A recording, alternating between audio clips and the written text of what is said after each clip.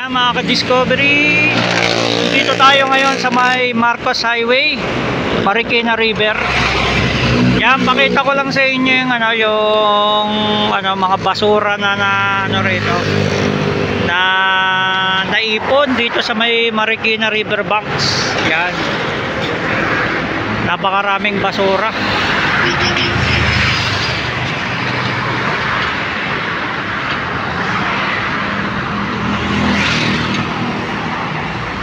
Yeah, mga ka-discovery, after ng bagyong Karina, ito ang lagay ng ating Marikina River banks.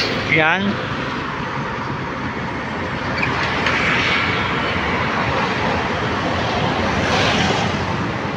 Yan, normal na ang daloy ng tubig dito sa ating river banks. Yan, sa dami ng basurang nakuha, yan galing sa sa bandang unahan.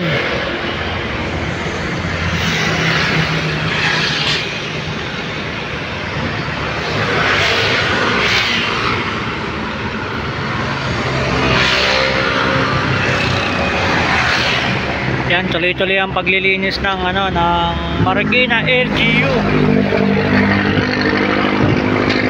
para yung mga basura na tangay dito maalis ulit sa ilog para hindi magbara yung mga natin, mga estero. Iya, mga ka-discovery, hanggang dito na lang ang ating vlog dito sa may Marcos Highway, Marikina City, dito sa may river banks. Yan, in-update ko lang kayo sa kalagayan ng ating river banks. Hanggang dito na lang, hanggang sa muli. Thank you for watching.